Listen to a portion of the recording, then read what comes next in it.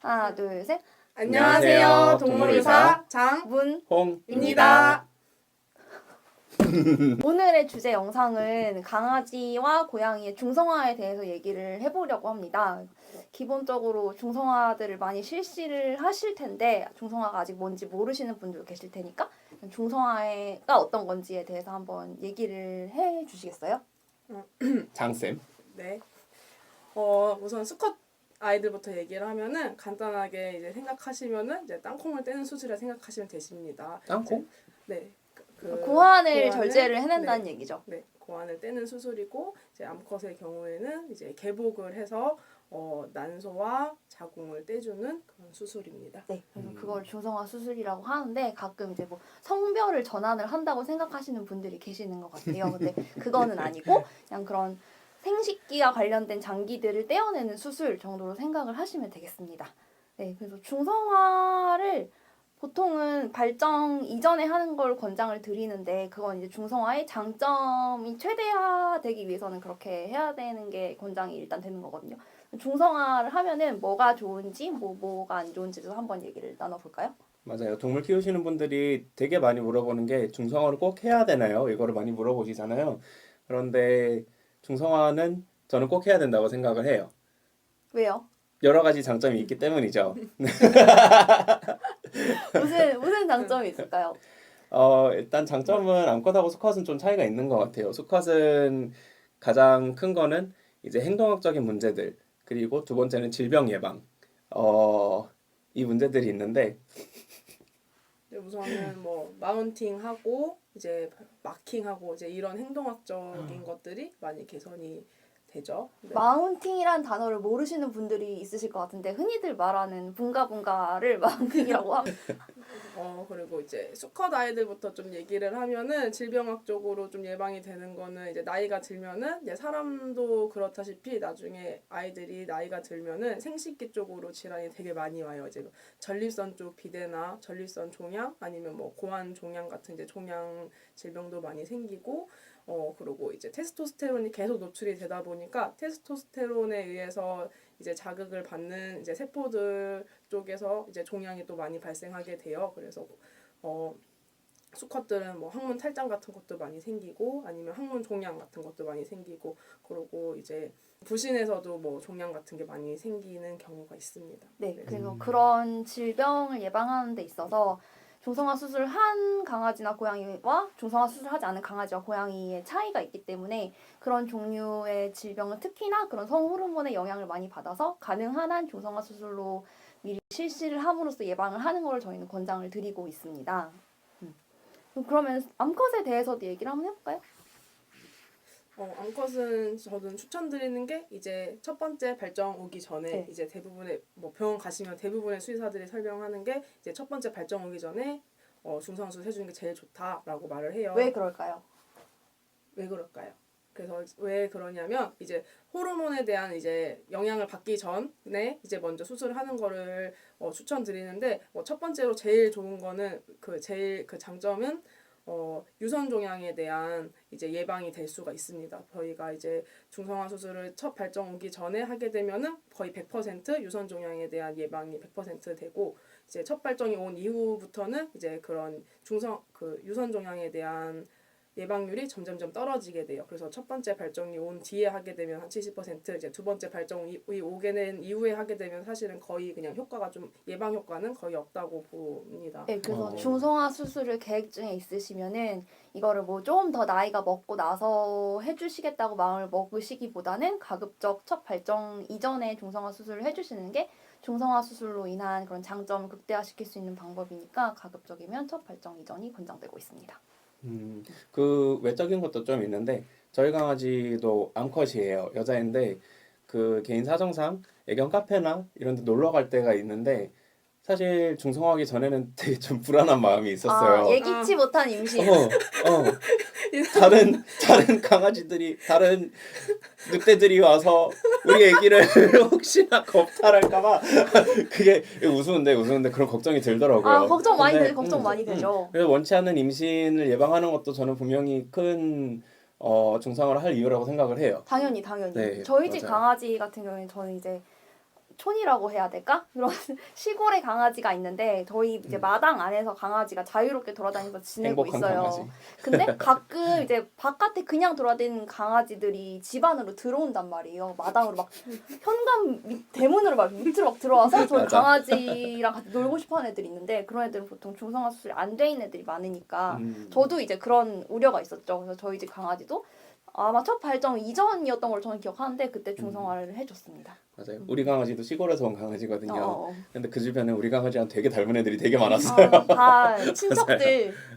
친척일 거예요. 저희 집 강아지는 이제 암컷은 이제 아이가 지금 이제 무지개 다리 건너긴 했는데 걔는 이제 한 번 아기를 낳았어요. 3마리 아기를 낳고 4살 때 낳고 그러고 이제 계속 살았는데 이제 한 6살 때쯤에 가슴에 멍을 같은 게 하나 만져져서 한 번 떼고 근데 그때 이제 너무 작게 쌀알처럼 생겨가지고 그것만 똑 떼줬어요. 근데 그러고 나서 또 나이가 또 좀 먹으니까 또 여러 개가 또 생겨가지고 또 떼고 그래서 계속 한 번 이제 노출이 됐던 아이들은 유선에서 이제 종양이 계속 생기고 이제 사실은 이제 전적출하는 걸 제일 추천하는데 저희 집 강아지가 닥스훈트였어요. 그러면은 너무 많은 피부를 절제해야 되다 보니까 애가 길어서 그래서 그때 똑 떼줬었는데 그 똑 떼주면 또 이제 또 계속 자라고 이러다 보니까 이제 그때 생각한 거는 이제 좀 미리 해줬으면 참 좋았을 텐데 이제 그런 생각이 들었죠. 유선 종양이라는 게 그냥 유선에 혹이 생긴다는 문제가 아니라 걔가 뭐 양성일 수도 있겠지만 악성인 경우가 많고 또 악성 종양이라는 건 사실 암을 말하는 거잖아요. 그래서 암이라는 건 다른 장기에 전이가 되면서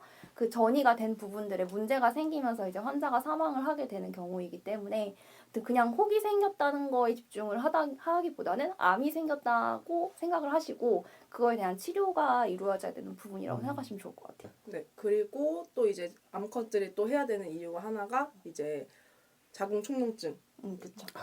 나이가 많은 아이들이 이제 갑자기 기력이 없고 밥을 안 먹고 뭐 토하고 아이가 너무 안 좋고 그렇게 오게 되면은 저희가 제일 먼저 확인하는 게 얘가 중성화 했는지 안 했는지 그거부터 확인하게 돼요. 이제 워낙 이제 중성화 수술 안 한 아이들은 이제 자궁축농증으로 응급으로 오게 되는 경우가 너무 많고 자궁축농증으로 오게 된 아이들 같은 경우에 이제 뭐 밖으로 농이 흘러서 보호자님이 알게 되면 정말 다행인데 또 다친 타입이어가지고 안에서 자궁이 계속 커지고만 있는 그런 상태라고 하면은 애들이 이제 폐혈증까지 진행돼서 그렇게 오는 경우도 너무 많으니까 이제 좀 나이가 좀 있는 아이들인데 중성화 수술 미리 안 해줬다라고 하면은 미리미리 예방적으로 해주는 거를 좀 많이 추천드립니다.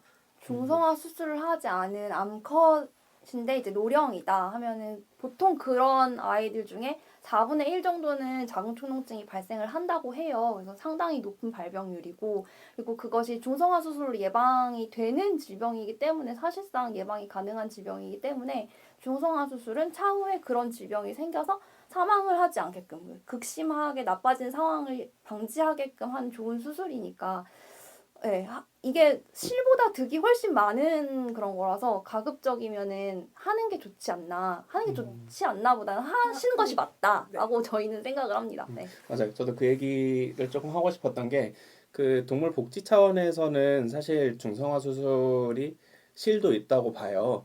그래서 이제 동물들이 원래 자연적으로 누려야 하는 뭐 그 임신이라든가 출산이라든가 이런 욕구들이 있을 건데 그런 욕구들을 어떻게 보면은 상실을 하게 되는 수술이잖아요.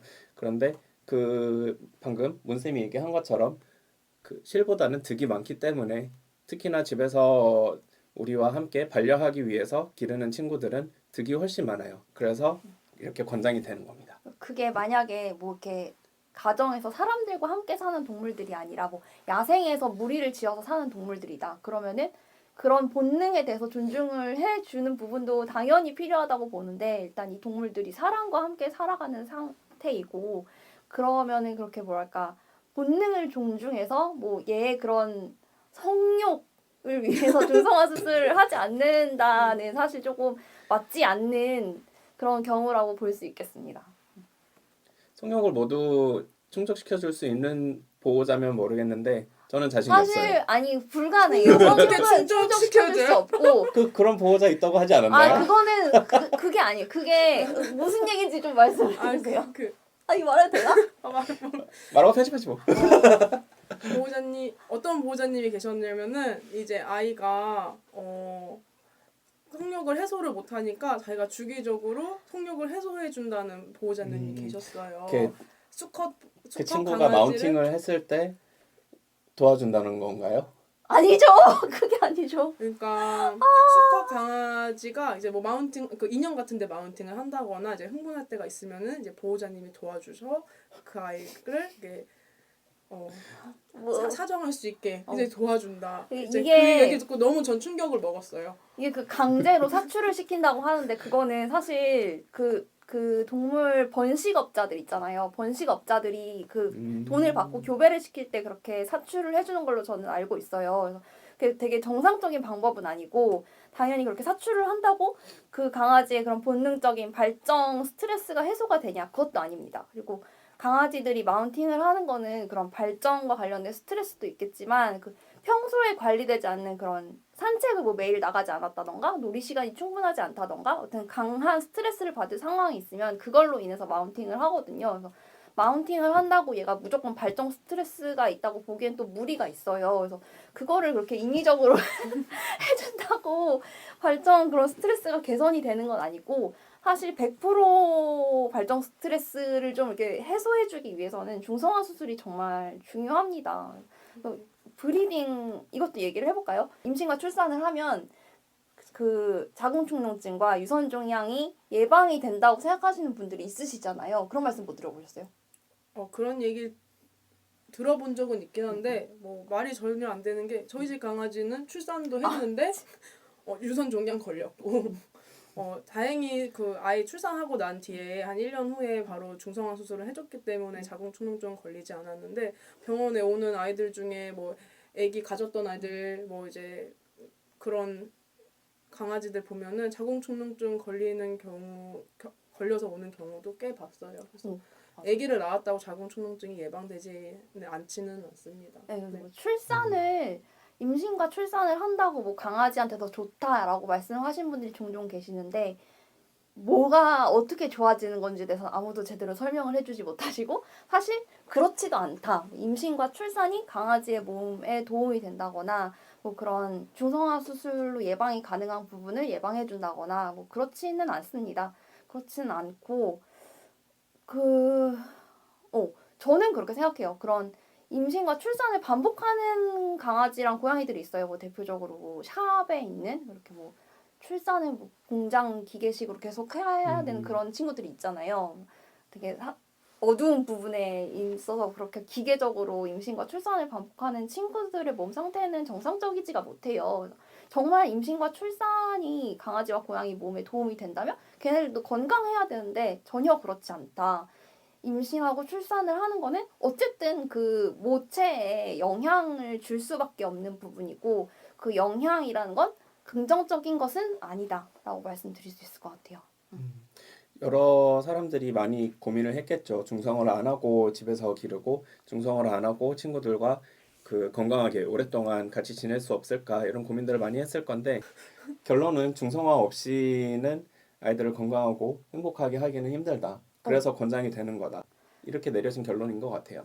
중성화 수술을 하고 안 하고의 그 기대되는 수명의 길이도 달라요. 중성화 수술을 한 강아지와 고양이가 중성화 수술을 하지 않은 강아지와 고양이보다 훨씬 더 기대되는 수명이 깁니다. 그래서 건강하고 행복하게 지내기 위해서는 어쨌거나 중성화 수술은 추천이 되는 부분이고 안 하는 분들이 있을 수 있어요. 뭐 브리딩을 해야겠다라고 생각하시면 안 하기도 하는데 브리딩 뭐 주변에 뭐 그렇게 하시는 분들 본 적 있으세요? 브리딩을 위해서. 우리 아이가 너무 예뻐서 자손을 보고 싶다. 그런 욕구 있을 수 있죠. 보호자 입장에서도. 그런데 저도 그걸 추천하지는 않아요. 추천하고 싶지는 않아요, 사실. 좀 그래. 이게 저의 생각은 저의 개인적인 생각인데 제가 만약에 뭐 딸이 있다면 딸이 너무 귀엽고 예뻐. 그래서 손자를 낳았으면 좋겠어. 그래서 막 강제로 막 임신과 출산을 하게 하고 그게 사람 입장에서는 되게 이해가 안 되는 일이잖아요. 근데 강아지와 고양이 레벨에서는 그렇게 생각하는 분들이 되게 많은 것 같아서 저는 진짜 얘네가 나의 가족이고 나의 반려하는 그런 가족 구성원이라면은 그렇게 얘가 예쁘고 귀엽다고 브리딩을 해야 된다고 생각하는 게 약간 모순적인 면이 있지 않나. 저는 그렇게 생각을 해요. 그렇습니다. 그래서 결론은 중성화 해야 된다. 해야 된다. 해야 된다. 이견이 사실 없다. 중성화를 하지 말아야 할 이유를 찾기 어렵다. 중성화 수술이 사실 수술 중에서는 크게 어렵지 않은 수술이기는 해요. 그래서 그래도 수술은 수술이니까 가급적 나이가 많고 건강 상태가 안 좋을 때보다는 비교적 젊고 튼튼할 때 수술을 하게 해주시는 편이 추천이 되죠. 그렇죠. 중성화 수술하는 시기는 어떻게 보시나요? 아까 말씀 나눈 것처럼 첫 발정 이전 그거는 발정 이전. 강아지든 고양이든 암컷이든 수컷이든 좀 공통적으로 제시되는 부분입니다. 보통 뭐 5, 6개월 그때 제일 좀 많이 하고 네. 뭐 책에서는 2개월령 이상이면은 다 할 수 있다고는 되어 있어요. 근데 좀 이제 예방 접종 다 완료되고 좀 안전한 상태에서 하는 게 나으니까 보통은 한 5개월 이상에서 해주시면 제일 좋을 것 같습니다. 중성화 최적기를 지났다고 수술이 불가능한 건 아니니까 다만 뭐 마취에 대한 회복력이라던가 그런 건 조금 차이가 있을 수는 있어요. 그래도 불가능한 건 아니니까 중성화 수술을 아직 못했는데 해줘야겠다. 근데 시기를 놓쳐서 못하는 건 아닐까라고 생각하진 않으셔도 됩니다. 그리고 검사 없이 수술하진 않아요. 할 수 있는지 충분히 할 수 있는지를 검사를 하고 하기 때문에 뭐 혼자 집에서 고민하시는 것보다는 동물병원에 가서 우리 아이 수술을 하고 싶습니다. 얘기를 하고 가능한지 확인을 해주세요. 하면은 여러 가지 검사를 통해서 아이가 수술을 충분히 이겨낼 수 있는지 검사하고 진행을 하니까 너무 걱정하지 마시고 동물병원 방문하시는 거는 굳이 어려워하지 않으셔도 될 것 같아요. 보통은 그러니까 호미로 막을 걸 가래로 막는다고 얘기를 하는 게 그쵸, 진짜 맞아. 중성화 수술을 해주면 될 거를 아이가 안 해줘서 나중에 종양이 생겨서 뭐 항암치를 해주고 아니면은 자궁축농증이 생겨서 뭐 정말 폐혈증이 와가지고 이제 입원을 하고 그러면 이제 수술 부위도 많이 넓어지게 그쵸. 돼요. 자궁이 많이 커져 있다 보니까 정말 뭐 한 뭐 5cm 정도밖에 수술비가 되지 않을게 10cm 정도 하고 이제 그러고 이제 회복되는데도 엄청 오래 걸리고 항생제도 훨씬 센 거 쓰고 그렇게 되면 진짜 치료비가 100단위 넘어가는 거예요. 네, 그 기백 폐혈증이 나오는 거죠. 걸리게 되면은 그리고 이제 40%는 아이들이 사망을 해요. 그렇기 때문에 고통스럽게. 네, 미리 예방해 주시는 게 정말 좋을 것 같아요. 아까 잠깐 홍쌤 말씀해 주셨는데 그 수술을 하기 전에는 수술 전 검사로 얘가 수술을 견딜 수 있는 몸 상태인지 마취를 진행해도 되는 몸 상태인지에 대한 검사를 실시하는 게 맞아요. 그게 맞는데 가끔 그런 데들이 있어요. 그 수술 비용을 굉장히 저렴하게 책정을 해서 중성화 센터라고 하죠. 그렇게 표현을 하는 병원들이 있는데 그런 데서는 정말 사실 그렇게 수술 전 검사라는 거는 필수적으로 들어가야 되는 부분이 맞거든요. 전신 마취를 하는 거니까. 근데 뭐 그런 부분을 다량 생략을 해서 검사 비용을 아끼면서 수술을 시키시려는 그런 보호자분들과 병원들이 있는데 그러면 안 됩니다. 그러면 안 되고 가급적 그런 과정이 생략되지 않은 그런 병원에서 진료를 받으셔야 강아지와 고양이가 건강하게 수술을 하고 건강하게 회복을 할 수 있으니까 마취 전 검사를 하지 않는 병원은 피하시는 게 좋습니다. 우리 아이는 가장 싼 도구들로 수술을 해줬으면 좋겠어. 이런 생각은 잘 안 들더라고요. 가장 싼 도구로, 가장 싼 약으로 멸균이 제대로 되지 않은 곳에서 공포스러운 수준인데 진짜 그런데 제일 싼 병원 찾아다니는 거는 사실 그런 말이죠. 우리 아이는 제일 싼 걸로 해주세요. 우리 아이는 가장 뭐 그런 훌륭하지 않은 도구들로 수술을 해주세요 하는 거는 글쎄요, 보호자님의 선택이라고 할 수는 있겠지만 저는 존중하지 않는 선택이네요. 그거는 도박이에요. 얘가 살 수도 있고 못 살 수도 있다. 도박이라서 그렇게 도박에 베팅을 하는 거는 이제 수의사의 입장에서 추천드릴 수는 없는 부분.